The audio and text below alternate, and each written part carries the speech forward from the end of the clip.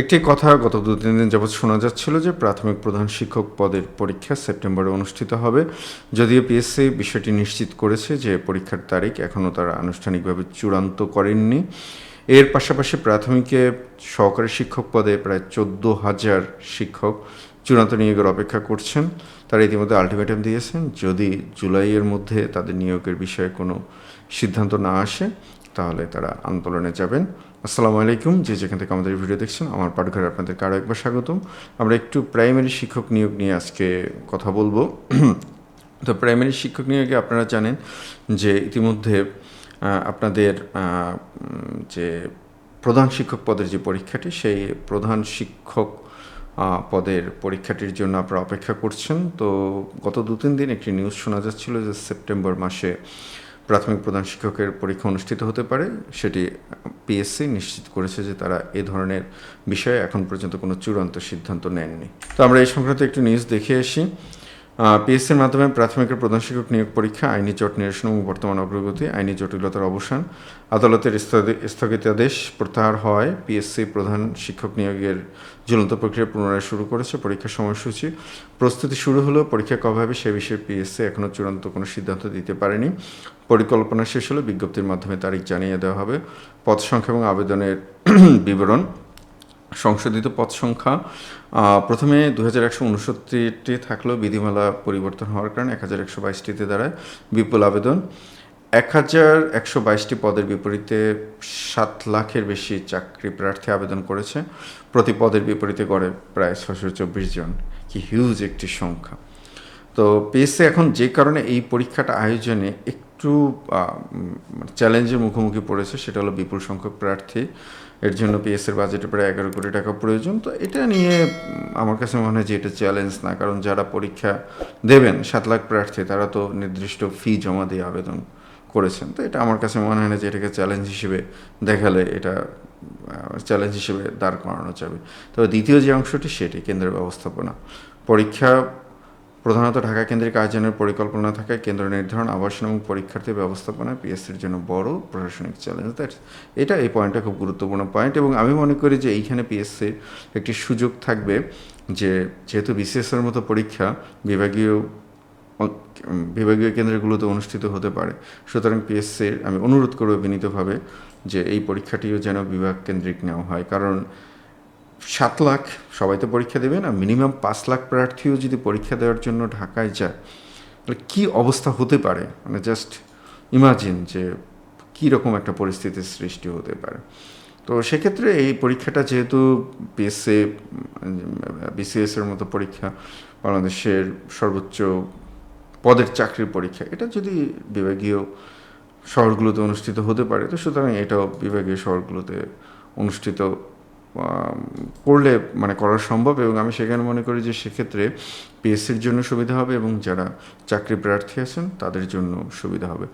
প্রিয় দর্শক, আপনারা যারা দেখছেন এই বিষয়ে আপনাদের মতামতকে অবশ্যই জানাবেন। আর পরীক্ষা নম্বর বন্টন, মোট 90 নম্বরের পরীক্ষা অনুষ্ঠিত হবে। লিখিত পরীক্ষা 5 নম্বর 50% অর্থাৎ 45, এবং মৌখিক পরীক্ষায় 10 নম্বর মৌখিক পরীক্ষা অংশগ্রহণ করতে হবে, সেখানেও 5 নম্বর 5।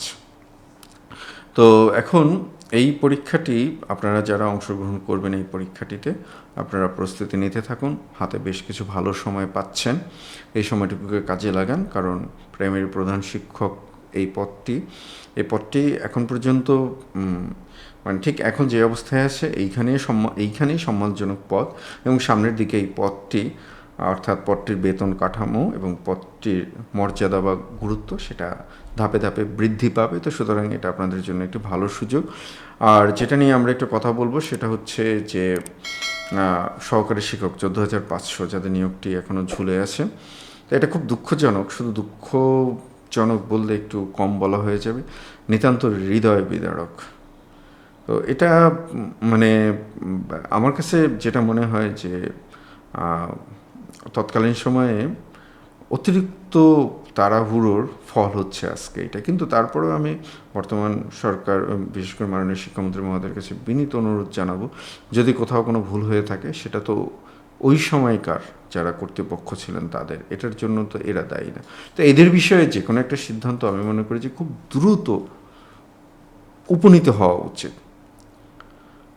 কারণ যদি এমনটা মনে হয় যে সরকারের কাছে যে ওইখানে নিয়োগ প্রক্রিয়াতে কোনো ভুলভ্রান্তি হয়েছিল বা কোনো অনিয়ম দুর্নীতি হয়েছিল, তো সেক্ষেত্রে সেটা সরকার চাইলে সে বিষয়ে ব্যবস্থা গ্রহণ করতে পারে। কিন্তু সেটা গ্রহণ না করে এতদিন পর্যন্ত এটা নিয়োগটাকে ঝুলিয়ে রাখাটা, এটা অবশ্যই একটু মানে মানবিক দৃষ্টিকোণ থেকেও বিবেচনা করা উচিত।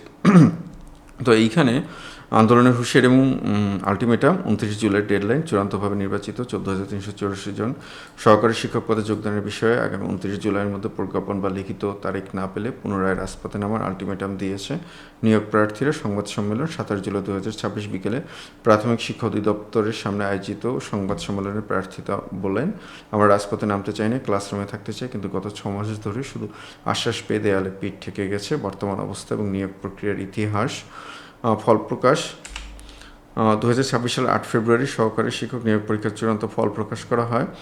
22 ফেব্রুয়ারি 1 মার্চের মধ্যে ডোপ টেস্ট সহ স্বাস্থ্য পরীক্ষা এবং সনদ যাচাই সম্পন্ন হয়। বর্তমান প্রক্রিয়া, নির্বাচিত প্রার্থীদের পুলিশ ভেরিফিকেশনের কাজ চলছে। সরকার জানিয়েছে নিয়োগপত্র দেওয়া হলো, চূড়ান্ত পদায়ন করা হবে প্রাথমিক শিক্ষক থেকে সবাই প্রশিক্ষণ শেষ করার পর। অধিদপ্তরের মহাপরিচালকের আশ্বাস, মহাপরিচালক শাহানা ফেরদৌসের সঙ্গে দেখা করার পর প্রার্থীরা জানান আগামী 29 জুলাই তিনি প্রাথমিক গণশিক্ষা প্রতিমন্ত্রী ববি হাজরাজের সঙ্গে বৈঠক করবেন এবং সেখানে এই নিয়োগ ঝুলিয়ে রাখার সেটা উপস্থাপন করবেন। যাক, এটা একটি ভালো একটি মানে আশার একটি খবর। তবে যাই হোক, এই যে ঘটনাটি, এই ঘটনাটি একটি মানে আমরা যেটাকে বলবো মানে একটি ব্যাড বা একটি খারাপ নজির হয়ে থাকলো, যে এই ধরনের নিয়োগগুলো ঝুলে আসে সব কিছু সম্পন্ন হওয়ার পরে। আর এইখানে যেটা হচ্ছে যে আমরা আগেও বলে মানে শুরুর দিকে বর্তমান সরকারের একটি পরিকল্পনা ছিল যে পিটিআই প্রশিক্ষণের মাধ্যমে চূড়ান্তভাবে নিয়োগ দেওয়া হবে। তো সেটা থেকে সরকার বোধ করে সরে এসেছেন এবং ওইখান থেকে তারা সরে এসে এখন যেটা বলছেন যে প্রার্থীরা এখন নিয়োগ পাবেন, নিয়োগ পাওয়ার পরে তাদের নিয়োগ চূড়ান্ত করা হবে পিটিআই প্রশিক্ষণ মাধ্যমে। আমি এটার সাথে পুরোপুরি একমত, এটাই হওয়া উচিত। কারণ যেহেতু আমাদের পৃথিবীর প্রায় সবগুলো উন্নত দেশে, এমনকি পার্শ্ববর্তী আমাদের দেশগুলোতেও এ ধরনের শিক্ষক নিয়োগ পেতে হলে শিক্ষায় বিশেষায়িত কোনো ডিগ্রি থাকার প্রয়োজন পড়ে। তো যেহেতু আমাদের ওইখানে ও ধরনের কোনো শর্ত নেই, যদি শর্ত থাকতো তাহলে যারা চাকরি প্রার্থী তারা ওভাবে সেই ডিগ্রিটি অর্জন করতেন। কিন্তু একটি প্রচলিত নিয়ম হুট করে মানে সেটার বাইরে যদি নতুন করে কোনো কিছু আসে, স্বাভাবিকভাবে সেটা একটু গ্রহণ করতে সমস্যা হয় এবং সেটার প্রভাবটাও পড়ে, মানে একটু বিরূপ প্রভাবটা পড়ে। তো সেখানে শিক্ষকদের অবশ্যই বিশেষায়িত ডিগ্রি থাকা উচিত শিক্ষা সম্পর্কিত, এটার সাথে আমি পুরোপুরি একমত।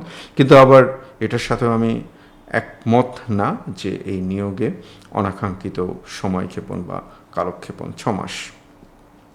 তো নির্দিষ্ট করে যদি বলা হতো যে এই কয় মাস পরে নিয়োগ দেওয়া হবে, তাহলে চাকরি প্রার্থীরা তারা অপেক্ষা করতেন, কিন্তু কোনো নির্দিষ্ট সময় নেই, কোনো নির্দিষ্ট কাল নেই। তো সব কিছু মিলিয়ে আসলে যেটা সত্যি কথা, যেটা খারাপ লাগার মতোই, অন্তত এই জায়গাটা আমি বুঝি। তো সব কিছু মিলিয়ে যারা সহকারী শিক্ষক যারা হবেন, এই সহকারী শিক্ষকদের মধ্যে অনেকেই আবার প্রাথমিক প্রধান শিক্ষক পদে হয়তো আবেদন করেছেন। আপনারা তাহলে প্রস্তুতি নিতে থাকুন। যারা একটি পদে চাকরিতে উত্তীর্ণ হয়েছেন তার থেকে হয়তো ভালো প্রধান শিক্ষক যদি হতে পারেন সেটা অবশ্যই ভালো, এবং সেটা পিএসসির মাধ্যমে হবে, অবশ্যই সম্মানজনক একটি পদ, এবং সেই চাকরির পরীক্ষাটাও খুব, যেতে পিএসসির নিয়োগ পরীক্ষা খুব প্রতিযোগিতামূলক একটি পরীক্ষা। তো সব কিছু মিলিয়ে আপনাদের মতামত কি অবশ্যই জানাবেন। আর আমাদের চ্যানেলের তথ্যগুলো যদি আপনাদের ভালো লেগে থাকে, বিশ্বাসযোগ্য মনে হয়ে থাকে, তাহলে লাইক, কমেন্ট, শেয়ার এবং সাবস্ক্রাইব করে আমাদের সাথে থাকবেন। সবার জন্য শুভকামনা, ভালো থাকবেন। আসসালামু আলাইকুম।